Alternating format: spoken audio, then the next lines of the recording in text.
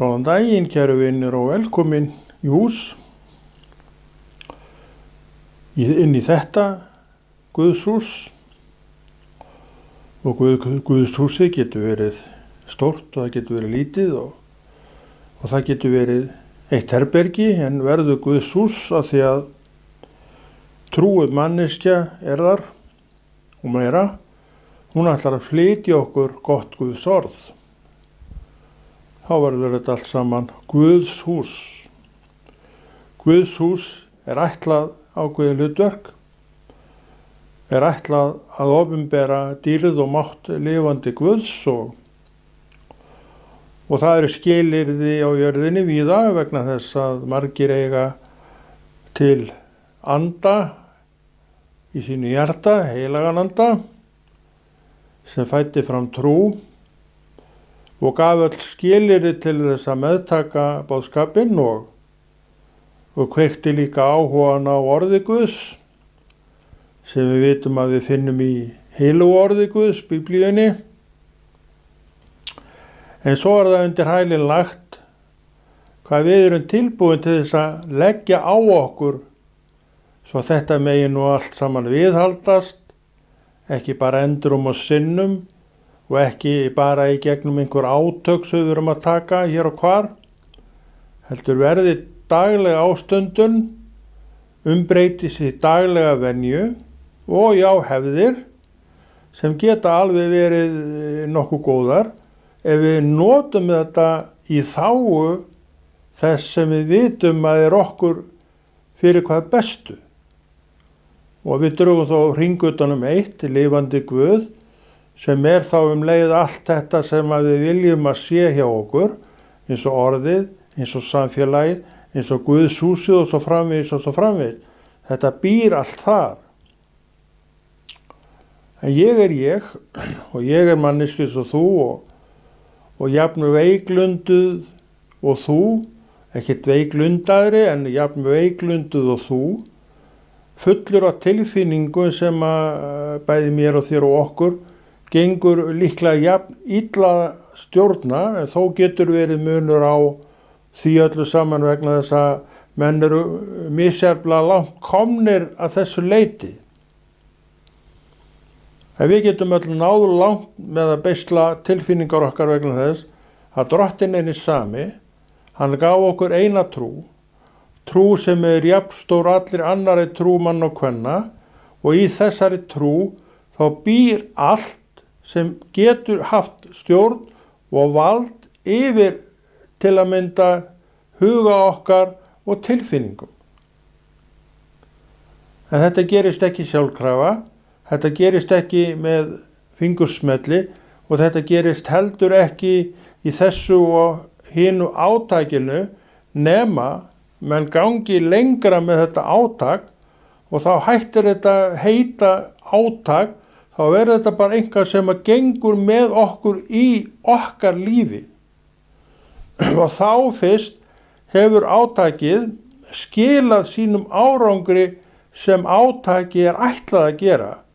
Átak aldrei hugsað sem sprettur, stuttur eða aðeins lengri sprettur, nei, átak gert til þess að þú fáir vitneskju hvað þú getur gert, hvernig þú skulir vinna verkið og haldir svo áfram með það. Við þekkjum þetta til að mynda með offituna. Þar fara nú menn aldeilis í átökin og mörgum hefur gengið vel með sitt átak, en hvað svo? Sumir reyndar læra og halda sér bara þar og eru því svona þokkalega grannir eins og þeir vildu alltaf vera. En aðrir missa sig aftur út í hitt vegna þess að þeir skildu ekki að átakið framtíðar músík. Eitthvað sem þú þarft að gera svo lengi sem þú lifir. Þetta heitir líka að halda fíkninni fyrir utan sig. Við vitum að ofát sem að veldur því að við erum aðvelta í spiki ég ekkert að gera neitt lítið úr þessu, þetta bara svona. Við vitum að ofátið fíkn og við vitum líka við hefum séð það margoft að allir í fíkn má halda fyrir utan sig. Sumir sigrast algjörlega á fíkninni og losna við hann í eitt skipti fyrir öll, þannig að hjá því fólki mun fíknin ekkert ángra það framar. Þetta kannski heppna fólkið. Hinnir eru ekki alveg heppnir og þessi fíkn sækir á þá endalaust og þeir fóru í átak, mistu af sér, segjum kíló, mörg kíló eru svona bara komist í venjuleg föt. En þetta daglegt viðfang. Það svo margt sem hægt að nota til þess að þetta viðhaldist. Eitt þessi merkilegi agi. Hann getur alveg unnið gegn fíkn og þú í aganum ásetur þér að gera þetta svona og þú gerir þetta svona hverjum degi, leyfið þér ekki annan mat en þú sjálfur veist að muni svona bara hjálpa þér við að halda þér grönnum og grannri, en þú ætlar að fara að breyta eitthvað út af þessu, leiðu þú að ferð að slaka eitthvað á aganum og ferð að gleyma svona vissunni að átakið stóð ekki bara í einhverja mánuði, heldur bara áfram, þá ert þú að bjóða hættunni heim og þetta það sem gerist hjá fólki sem verður aftur bara eins og það var og þarf svo að fara aftur í eitthvað svo kallað átak til þess að ná af sér offitunni. Við erum að tala núna um það. Vegna þess að þetta einn fíkni vandinn sem við erum að glíma við. Við sjáum að fíkni vandinn út allt og tekur bara, þess vegna allt og marga. Að glíma við fíkn til ekki bara áfengis og fíkniefnum. Fíknin þar líka, en hún svo víða annar staðar. Sjá til að mynda reykingafíknina. Við vitum að menn byrja að reykja þar vísu miklu, þetta orðin allt annur hugsun varðandi reykingarnar og ég held að sé varla til svo manneskja í dag, jafnvel þó hún byrji þetta, að henni finnist þetta eitthvað spennandi. Hún bara byrjar, kannski vegna þess að félagarnir allir í þessu, svo innan tíðar þá sér hún að hún orðin háð þessum sígarettum. Og sígarettin þannig eins og öll önnur áeina bindandi efni gerir að verkum að flestum þetta mesta basl að koma sér undan þessu aftur. Og þessi aðvörandi orð hafa gengið í gegnum kynslóðirnar aftur og aftur og það má vel vera að þetta hafi áhrif á einhver og ég reynda vil nú trúa því að þetta hafi áhrif á einhverja og ég hygg nú að þetta hafi haft áhrif á mig þegar ég fór aldrei út í þessa sálma. Ég man eftir því eins og við guttarnir gerðum, við vorum að reykja í laumi og svo voru hún farnir að færa okkur aðeins upp á skaftið. Ég man alltaf eftir því að allir ekki verið 12 ára gamall þá var ég að reykja, vorum að reykja strákarnir og bara ganga eftir strandgötin í Hafnarfirði og ég með sígarettu og allir hinni líka. Ég man alltaf eftir því ég horfði á þessa bjánalegu sígarettu eins og hún komið fyrir sjónir og sagði, hvað ég að gera maður? Allir virkilega að fara út í þessa sálma. Ég fleygði sígarettun í gólfið í götuna í stéttin og drap í henni og síðan hefur sígarettan ekki frá mér vikið, hefur hún ekki orðið mitt hlutskipti. En ég hef líka sagt það að ég á þessum árum, eða svona þegar ég fór á sjó og að sigla þá átti ég alltaf vindla og ég var að totta þá en það voru aldrei neina reykingar og þær hindruðu mig aldrei neitt þannig og ég sá alltaf til þess að maður reykti á þannig að þeir svona yrðu mér ekki til neina trafala og það var heldur aldrei og svo þegar ég hætti á sjó og svo litlu áður en ég hætti á sjó og þá hætti ég líka að vera með þessa vindla uppi og svo framvegis en ég átti yfirleitt alltaf vindla var að fá mér einn og einn sjálfur og bauð þetta ef ykkur kom en svo lagðist það allt saman af. Þannig að ég þurfti aldrei að glíma neitt til þetta en sá oft hvað ég var heppinn. Ég er búin að vera mjög heppinn manneskja. Ég man sérstaklega eftir einum togara sem ég var á, litlum togara, við vorum 15 á og túrarnir á þeim dögum var þetta 15-17 dagar og einhverja hluta vegna voru mennirnir svona kærulausir með kartóni sína, þeir keyptu flestir allt of fá. Svo svona þegar fór að líða á túrin, þá fór strákagreyin að vanta sígarettur. Ég man eftir herbyggisfélaga mínum sem þá var, að hann safnaði öllum stubbum sem reykti í öskubakka og ég vissi ekki af því að hann hefði gert þetta og ætlaði svo að nota stubbana þegar pakkarnir væru búnir og kartónin þrotinn að mylja þetta ofan í pípu og gerði það. Ég vissi ekki að þetta væri neitt plan í honum. Svo eins og gengur og gerist og maður tekur gerir hann að slæja þá fór maður með ryksuguna inn og skúringafötun og skúraði og tók til í herbygginu. Við skiptumst á að gera það. Ég man eftir því að ég tók öskubakkan, það var alveg fullur af stubbum, þetta var svolítið svona stór öskubakki og ég koldi hana beint í ruslafötun og þreif öskubakkan og lagði hann aftur á borðið. Svo kemur strákarið inn í herbyggið maður og sér hérna að allt tómt og segja, varstu að taka til? Ég sagðist að hafa verið að taka til og þá hlófa hann bara. Það var nú ekki alvarlegra en það, og svo sagði hann nú reyndar áður en að gekk út. Ég ætlaði nú að nota þetta út í pípu þegar ég í sígarettulaus, en þetta verður bara að hafa þetta svona. Tóku svo eins og kallmenni gera, og ég var svona hálf skömmustulega því að það var nú ekkert meiningin á mér að vera neitt að haga þannig seglum að ykkur yrði hluti af tjón. En þegar maður er í svona, þá er nú kannski betra að láta mann vita hvað til standi. Þannig að drottin hefur nú vendað þennan ágæta mann á bak og brjóst og að svona, já, maður hefur svona komist nokkuð klakklaust í gegnum þetta líf sitt og já, ég held að maður geti bara sagt að það hafi blómstrað í manni og með manni og hjá manni svona í gegnum tíðina.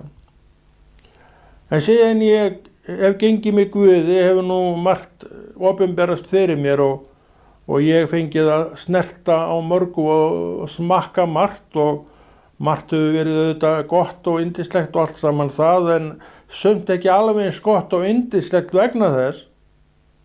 Og maður spyr núna, akkur ætti maður alltaf vera svo yndislegt og svona lifandi í heimi, lifandi í veröld sem drottinn segir að sé vond. Hvernig ná það að geta gerst frá degi til dags og ári til árs og bara alveg fram í tíman og á þess að maður verði fyrir neinu hnjaski. Það væri aldeilis óeðlilegt ef að það gerðist, en við erum samt varin og það fullyrði ég hér að ég hef verið varin, ég hef verið verndaður, en samt get ég alveg sagt það líka að drottinn hefur ekki varið mig gegn öllu og það er alveg skiljanlegt að hann gerir það ekki vegna þess að hann verður að sýna mér hvað við er að eiga. Og þegar ég sé það, þá getur það aukið mér trú og jafnvel staðfestu að gera það sem ég get. Og hvað er það? Hvað getum við gert? Við getum boðað orðið. Við þekkjum mátt orðsins, við höfum verið undir afli orðsins í áratugi mörg af okkur og sumir lengur en ég. Og við vitum að það er aflið sem hefur þessi breytandi áhrif. Það tekst á við hugan, það tekst á við hjartað, það tekst á við tilfinningarnar, beislar hugan og færir til hjartans orð sem eru þá meira svona guðlega orð og alveg guðlega orð og þetta er það sem kemur út munn. Frá hjartanum mælir munnurinn. Líka munnur mann og kvenna sem eiga ekki til orð, fyrir orðið, menna ég, og á ekki til trú og annarkvert orð sem það mælir er bölv og ragn. Þekkirðu svona fólk? Já, ég hef nú þekkt svona fólk sem bölvaði allt og mikið og ég get alveg sagt það og játa það að sjálfur var ég nú einn af þessum mönnum og mönnum eiginlega stundum blöskraði hvernig maður notaði þessi orð. Og það var það fyrsta sem Drottinn tók frá mér, ég segi það, já, það var það fyrsta sem hann tók frá mér, ég fattaði það reyndar ekki sjálfur fyrir nokkru seinna, það var þetta bölv og það var þetta ragn. Bara ljót orð sem maður var að kasta fram, notaði bara svona inn í til þess að krydda máli sitt, en kom svo að því þegar maður fór að átta sig á hvað maður verið að gera, það væri bara skandall. En ég ætli ekki verið búin að trúa þér í kannski mánuð, það var nú reyndar ekkert mjög lengi, en þá fattaði ég að ég hef ekkert bölvaði.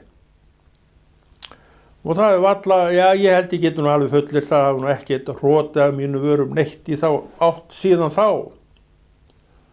Þannig við sjáum að Drottinn tekur frá okkur það sem að mun gera okkur illt og hann gerði hjá mér strax.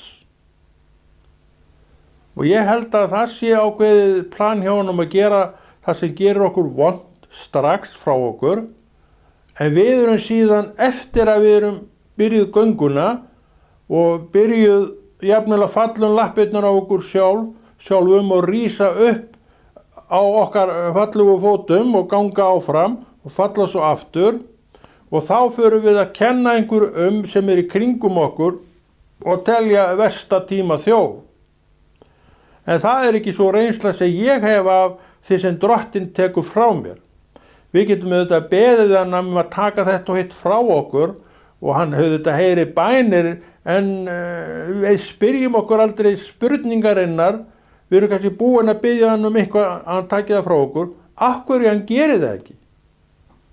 Væri það ekki alveg eðlileg og rökrétt spurning í framhald af hinu að við spyrðum hann nú einu sinni að því Drottinn, af hverju tekur ekki frá mér tölvuna sem að ég að kvarta undan að sé allt og mikill tímaþjóður fyrir mig og ég geti verið að lesa orðið alveg bara helming gjöttar sem ég myndi auðvitað ekki gera þó ég talvan færi því að ég bara hef ákveðin tíma í það. Þannig þetta er ekkert annað en afsökun. Og ég segi, meinsemdin, eins og vorum að tala um daginn, er í hjarta mínu. Ég hendi út tölvunni minni að því ég er orðin svo svakalega þreyttur á henni hvað hún tekur mikinn tíma frá mér og ég hendi út sjónvarpinu og þessum græjum að því þetta er alltaf að taka svo mikinn tíma frá mér. En skilja þetta hjartað óuppgert og meðan að hjartað er óuppgert þá er næsta víst að þetta kemur allt tilbaka. Og ég segi, förum aftur til upphafsins, förum aftur til þess tíma sem að Drottinn frelsaði okkur á. Eins og ég segi, og ég stend við það, þá tók hann frá mér það sem að myndi gera mér illt. Það var náttúrulega þetta ljóta málfar mitt sem að ég hef búin að temjast við. Sennilega lært þetta á sjónu því að þar var nú mikið svona tal við það og maður var þar lengi og náttúrulega var bara inn í þessu umhverfi og mótaði kannski meira en maður vildi sjálfur málfarið hjá manni, það er ekkert óeðlilegt. En þetta allt saman tók Drottinn frá mér með einu fingursmelli og ég hef líka oft talað um það, ég átti mikið af kassettum, ekki plötum reyndar, heldur kassettum og það var alveg ástæði fyrir því að ég var með þær því að á þeim tíma að þá var maður á sjóauðvitað og ég var oft með kassettutæki með mér borð og ég flutti spólurnar í svona sérstakri tösku sem að ég bara endurnýjaði bara þegar ég kom heim og skipti út og ég man eftir því að það var eftir að ég frelsaðist, þá er ég á leiðinni suður í Hafnarfjörð, ég líklega bjó í Reykjavík þá, með eigin bíl, ég átti nú sjaldnast bíl reyndar á þessum árum en ég var þá með bíl. Og á leiðinni yfir, þá segir hann mér, Konráð, taktu þessa spólu og hendinni, ein spóla. Já, þetta kom svo skýrt til mín að ok, ég skal gera það og ég vissi alveg hvað hún var í haugnum, ég átti mikið af þessu. Og ég fer heim, geng beint að rekkanu sem allar kassetinu voru í, tók þessa spólu og hendi henni. Ég reyndar að eyðilaga hana áður, bara sleita hana og þannig að það menn væri nú ekki að heyra þetta, því að það sem ekki nógu gott fyrir mig, má maður nú alveg líta svo á að sé heldur ekkit gott fyrir hvern sem þannig að það bara best að farga þessu og ég gerði það. En hvað margir á okkur höfum ekki tekið plötusafnið okkar eftir að trúin komin inn og bara út með þetta. Ég losaði mig við reyndar allt sem ég átti, kassettur og allt og ég sé ekkert eftir því, þetta var bara fyrir mannorðin. En ég fekk þetta nú tífalt tilbaka. Þegar Spotify kom og þar maður með grilljónir af söngum og lögum og allt það sem maður átti sjálfur maður að hlusta á þar ef maður vill. Það var nú ekki meira sem þetta fór frá manni. En það var Drottinn ekkert að biðja mig það að farga þessu neitt. Hann benti mér á eina spólu, myndu það. Og þá átti ég líklega 500 kastur. Eina spólu. En ekkert meira og aldrei eftir þetta. Þannig við sjáum að Drottinn sér alveg okkur. Þetta var svona spóla sem var eitthvað, svona, ég kann nú ekki alveg nefna þetta, allavega þetta var spóla svona sem var ekki guðleg spóla og það var svona einhver svona djöfla iðkun, ég kann ekki að nefna þetta eins og vill ekki, það skiptir engum máli, hún var eitthvað á þeim nótum og þetta vissi Drottinn. Hann sagði konunum minn, þú er ekkert að gera þetta, þannig þú skalt bara hendinni. Ein spóla. Það voru kannski 499 spólur eftir. Af alls konar efni, af alls konar, alls konar stefnum og munsturum og ég held að það ekki verið ein spóla af þessum spólum kristileg, því ég átti ekkert neitt stóðlegs efni en eignaði svo einhvern tímann nokkra spólur. Það var aldrei mikið til af þeim í mínu ranni. En þetta gerði hann við mig. En svo kom, eins og þér og okkur öllum, svona hugsanir að þetta væri nú hvað maður að gera við þetta, kristinn maður, og maður var að hlusta bara á lággerðarmúsíkina, og var allt í lagi með það. Og ég tók þetta saman maður og allt og margir kassa sem ég fór með á haugana og í pressuna ég sá og ég fór með diskana mína og ég horfði á þegar pressan bara lyfti þetta allt í sig. Ég ætlaði nú að gera það. Því ég ætlaði ekki að menn væri neitt að heyrða úr þessu. Ég horfði bara á þetta mölið mélinu smærra. Og svo fór ég bara heim og svo sem ekkert það meira að segja, þetta var allt farið og ég saknaði þessi sjálfur sér ekkert. En svo líða árin og tæknin fyrir að aukast og þessar streymisveitur með músík að koma fram og Spotify kemur fram og eftir einhver tíma, það var búið að vera hellingstíma áður ég fer í það. Og þá var náttúrulega hoppaði vinurinn hæð sína af gleði því að þar var þetta allt komið og miljónsinnum meira. Eins og ég hef oft sagt að þá var þetta nú ekki meiri vilji Guðs heldur en þetta. Þetta var reyndar aldrei vilji Guðs en ég aftur á móti tók ákvörðun þetta sjálfur. Og Drottinn hann fer ekkit neitt framjá mínum ákvörðunum. En sumt ekkit endilega einhvað sem hann var að biðja og mér minni það nú að hann hafi nú nokkru sinni nefnta við mig, hann tala nú við mig og þig líka. Hann hafi nú bara ekkit verið að biðja það. Þannig að við þurfum að athuga með það sem við erum að gera. Við þurfum að athuga hvort þetta sé bara ekki eitthvað frá okkur sjálfum, eitthvað taumleysi og agaleysi sem að fá okkur í allar þessar sveiflur. Ég held að það sé nú það sem meira að fá okkur í allar þessar sveiflur, það þetta taumleysi, það þetta agaleysi og það þetta stjórnleysi oft á okkur. Og við náttúrulega erum mikið fyrir fram að sjónvarpi suma af okkur, ég veit að menn liggja alveg fyrir fram að það lón og dón. En af hverju? Það bara veitni ástæðu. Að gamla lífið sem var líklega þarna bara komið inn aftur. Og hvað ætlar að gera? Þú vilt lofa Guð. Þú þarft að lofa hann og sem gott, en þú þarft líka agaði undir það að gera vilja Guðs. Þannig við sjáum mikilvægi agans í öllu þessu og hvað agi og hvernig temstu við aga. Eina leiðin sem við höfum, bæði ég og þú, að þú gerir verkið.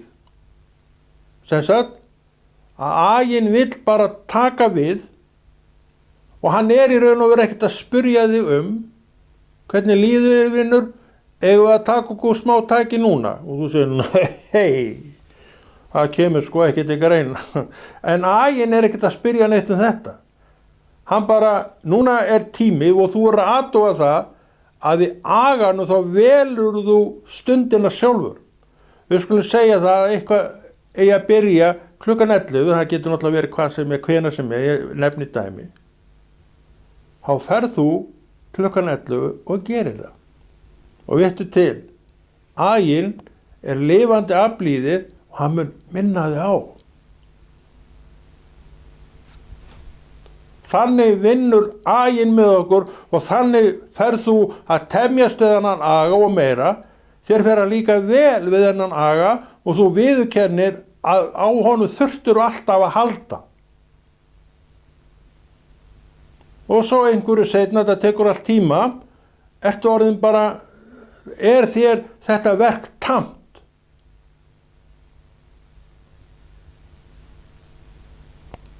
En þú situr fyrir fram að sjónvarpið, mátt alveg, en finnur öndvertið það sem áður var að það ekki lengur að stjórna þér. Þú hlustar á músík eins og þú hefur alltaf gert, en kannski liggur ekki yfir henni alveg lón og dón, heldur stjórnar þú hlustuninni en hlustunin ekki þér. Og svo framvegis og svo framvegis. Talvan. Jú, ég þekki það mjög vel að hún tímafrekur, já, eitthvað. En hún stjórnar mér ekki. Þannig ég ekki þessi fíkill. Annað að vera duglegur. Það ekki sama. Þannig ekki af þessu að stjórna mér.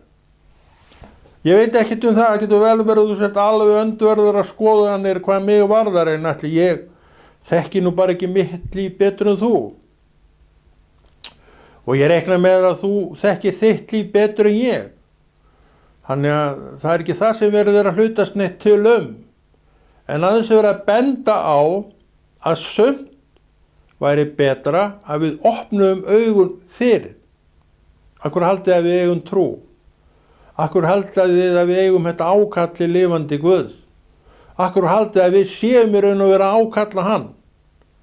Við erum að ákalla hann vegna þess að við þurfum hjálp. Við þurfum hjálp við að fá styrk. Við þurfum hjálp við að sjá. Við þurfum hjálp við að tala eins og á að tala. Það ekki rétt hjá mér. Þetta allt í Guði. Og þarna kemur aginn inn mjög sterkur því að hann mun hjálpa þér við þetta allt. Hann mun hjálpa þér við að tala eins og menn eiga að tala. Hann mun hjálpa þér við að sjá það sem ég og þú eigum og ættum að vilja sjá. Og hann hjálpar okkur við að draga þar ályktanir til lærdóm sem breytir einhverju hjá okkur. Og þá kom ekki lengur upp hugsanir að þetta sé orðin svo mikil tímaþjófur og hitt að það sé best að fari. Einhver oft hefur ekki látið eitt og annað fara. Og hver staðan núna? Það alltaf inni á þér. Og Drottinn segir, heyrðu vinur, ég var ekkert að biðja þig að fjarlægja þetta. Og kannski það sama sagan hjá þér og hjá mér, og ég vissi þetta strax. Drottinn svo góður við mig. Ég vissi þetta strax og ég áttaði mig strax á því að það sem yrði mér til trafala tók hann strax frá mér. Og ég hef svo sem oft vitnað það að áfengis löngunina tók hann frá mér. Þannig að ég hef aldrei þurft að glíma neitt við hana, en það var Drottinn sem tók hana frá mér. Og ég get nefnt það aftur, ein spóla, sagði við mig, Konráð, fjarlægðu og hentu þessari spólu. Ein spóla. Fullur skápur af kassettum í skúffu. 100 manni með í hverju skúffu. Og þær voru 7-8, ég man ekki hvað þær voru. Það voru allavega 4-5 fullar á þessum tíma, svo fylltist held ég eini viðbót áður en ég losaði með þetta allt. Ég sé ekkert eftir því, en þetta bara það sem ég gerði. Það náttúrulega eðlilegt að maður losa sig við þetta vegna þess að vistaverurnar mínar voru alltaf að minnka. Stórt herbyggi eða svona þokkalega íbúð, svo ferði inn í lítið herbyggi, þá náttúrulega sérðu þú ert ekkert að koma öllu fyrir. Það var nú líka þetta sem að ítt á mig hvað ég að þvælast með þetta allt saman og reyna að koma þessi í geymslu og svona ég bara hendi þessu. Og það var nú það sem ég gerði. En eins og ég segi, nú þetta allt komið inn í tölvur og þú veist að ein talva tekur nú ekki mikið pláss, en geymir alveg ósköpun af alls konar sem að þú getur notað. Eins og til að mynda Spotify-ið, og ég hlusta mikið á Spotify-ið. Og ég kann vel við Spotify-ið og líka vera með allt þetta aðgengi að músík sem að mér líkar. Og eins og náttúrulega getur fengið alla kristilega tónlist sem líklega framleitt bæði gamla og nýja, þetta allt þar. Þannig við leitum ekki lengur langt yfir skamm. Þetta vísu kostar yfir rúma 2.000 krónur á mánuði, eða kannski nálægt 3.000 kannski í dag. Þetta kostar þetta allt. En þetta er svona ávöxturinn af þeim kostnaði, að þú ert með þetta allt og þetta tekur ekkert pláss. Talvan bara tekur ákveðið pláss og þótt þú sért með alveg ósköpun alls konar, þá stækkar hún ekkert við það. Hún ekki eins og skápurinn sem að fyllist og þá bætir við öðrum skápi og þessi 2 skápar taka þetta sitt pláss af gólffletinum. Og svo þurfu flytur út alltaf að flytja, ég sé það bara á þér. Þá þú flyttir inn 1 skáp, segjum það, svo þurfu flytur, hvernig sé það, þá ferðu út með 2 skápa á satt öllu hinu sem þú átt. Þetta ekki þannig með tölvurnar. Þú tekur tölvuna núna bara undir hendina og gengur með henn út í bíl og það eru flytur, hvernig sé það verður, þá tekur þú sömu tölvu undir hendina og flytur hana þannig bara út í bíl. Hún jafn pláss lítil og hún var þá. Þetta nú nútíminn og þetta svona jákvæði hlutin af nútímanum, en allt, myndu það, hefur þetta sína agn og ef við missum tökin á stjórn hlutana. Eins og við höfum verið að tala og þá það ekki lausn, að þér finnst þetta að vera orðin binding fyrir þig, að láta bara fara. Eigðu fyrst í hjartaði og fáðu þar skikk og vittu til, hitt má vera áfram. Af hverju? Það truflar þig ekki lengur. Þetta trúin eins og trúin vill starfa. Þetta þessi góði Guð og þetta svakalega góða orð sem vill vinna í okkar þágu. Að öllu leyti fyrir allt okkar líf. Mæða ekki til í trúnni. Heldur lausnir og lifandi líf. Og þú gerir allt sem þú hefur áður gert ef þú vilt það, en ekkert lengur stjórnar þér, heldur stjórnar þú þessu öllu og ég segi, það mikill munur á. Það líf sem má hvetja menn og konur til þess að sækja sér og þú sem átt trú, þú sem elskar Jesús eins og ég veit að þú gerir, farðu leiðina hans. Og hættu þessum kannski átökum og spyrðu þau frekar, hvað hafið þau skilað mér þessi átök? Kannski er svarið harla litlu árangri. Akkur þá að fara í enn eitt með sama hugafar þegar þú veist að hjartað er fullt af einhverju sem á ekki að vera fullt af, og þú veist hvernig þú getur losnað við það. Þú ferð í orðið, talar út orðið og biður það að leiðbeina þér eða hvernig sem það er, eða færð hjálp annara trúaðra mann og kvenna til að gera þetta. Það er oft gert og það er ekkert að því, en ég mæla alveg sérstaklega með því að þetta sé gert þá með hjálp annara trúaðra mann og kvenna, því að þar er þekkingi til staðar. Hefur ekkert með þetta fólk að gera, en þetta er Guðs fólk, eins og þú ert Guðs manneskja, og það beitir orði Guðs inn í aðstæður vegna þess að sjálf hefur það líklega fengið einhverja lausn gegnum það og séð lausn koma til annara mann og kvenna sem að það hefur verið að tala til. Þannig að reynslan er til staðar. Og að því að þetta fólk fékk hérna sína lausn, þá er enginn sem segir mér það að þú getur ekki fengið þína, en þetta er alltaf sama, alltaf sömu bókina lært, að þú þarft svo að taka við sjálfur og sjálfur. Og nú bendum við aftur á agan. Það er í aganum sem að þessar allar leiðir viðhaldast hjá þér. Við svo vorum að tala um líka, þú ert búin að ákveða það klukkan 11 allar gera eitthvað. Þú gerir það. Árum seinna ertu enn að gera þetta verk á þessum tíma. Því þú leiðir aganum að koma til þín og agin er góður. Orðið talar um agan sem þetta. Hann muni veita frið þó hann sé alveg skelfilega leiðilegur á meðan að við erum að temjast við hann. Og það er alveg eðlilegt. Þannig við getum ekki látið tilfinningarnar okkar og hvað okkur finnst leiðilegt eða skemmtilegt stjórna öllu okkar lífi.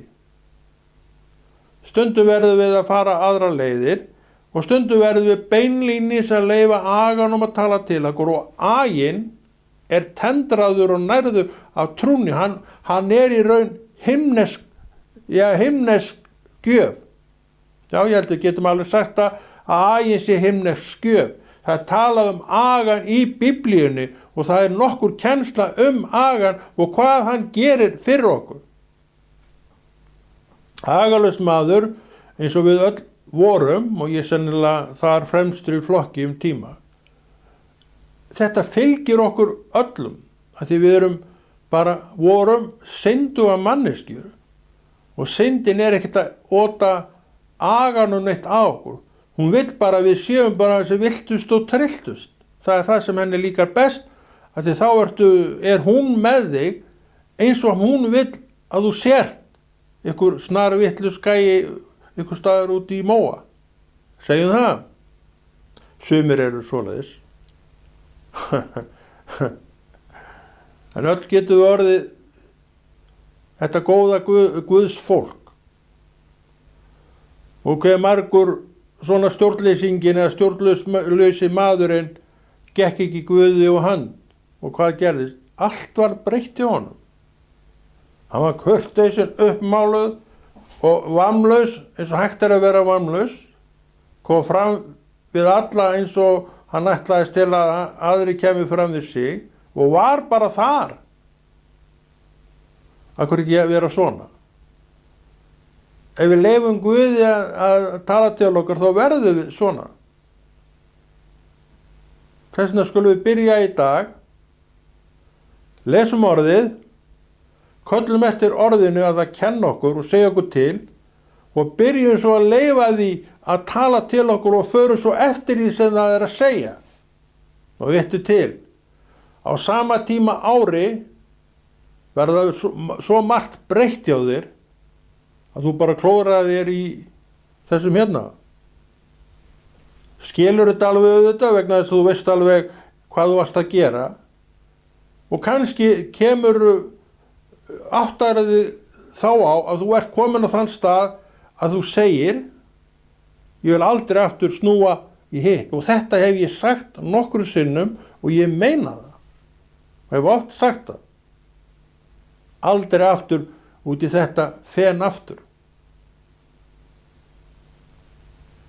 Það sem maður leyfði trúnni að vinna sitt verk, og trúin í manni er góð, er til góðs.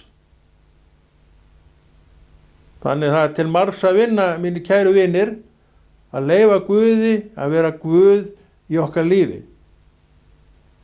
En hann verður þá líka að fá að stjórna okkur, segja okkur það sem hann vill segja okkur, og við að fara eftir því sem að hann segir. Og hvað segir hann ekki á einu stað? Framar ber að hlýða Guði en mönnum. Þannig að þú veist margt. En þú þarf staðfestu til þess að fara eftir því í öllum atriðum sem að hann er að segja. Vinahópurinn í kringu þig er kannski ekki þess legur, og hann kannski er alltaf að draga úr þér. Það hverju ferðu þú ekki frá þessu vinahópi, því að það má alveg segja að þetta sé ekki endilega þínir vinir ef þeir gera svo nýja að draga úr hvort sem er mér eða þér. Ég spyr nú bara hvers slags vinir eru það. Þarna gætu við þurft að klippa á, en ekki til eilíðanóns, ekki endilega. Þarna það væri gott að klippa á, svo leyfum við bara drottni að gera það sem hann vil. Ef hann vil endurnýja kynnin, þá bara gerir hann það. Það hefur gerst í mínu lífi að mörg kynni sem að voru kannski ekki slitin en eiginlega ekkert meira, að þetta er svona mikið oft, hefur þetta komið tilbaka. Hver sér þetta? Guð náttúrulega. Af hverju? Af því ég er að gera mitt í Jesú nafni. Hann er að gera sitt. Og hann glæðist yfir því að ég, segðu þetta með mér, ég er að gera þó mitt. Er það hægt? Það er allt hægt í trúnni, minn kæri vinur. Trúin megnar allt. Drottinn segir þetta sjálfur. Aftur komum við að þeim sannleika, notum orðið sjálft til uppörfunar. Svo getur allt sem trúir. Er þetta ekki uppörfun? Heldur betur. Það er þetta sem við höfum að gera. Og við erum að mæðast út í sjónvarpið og erum þreytt á því að tekur allan tíma frá mér. Lofum bara Guð. Leifum honum bara sætt okkur við þetta drasl. Og svo horfur á sjónvarpið, jæja, nú allt til að má nú alveg vera þetta bara. Því þú komir með frið í sjálfum þér. Og þið vantaði alltaf friðin inn í sjálfum þér. Hver þekkir þetta ekki? Ég sé enga hönd á lofti.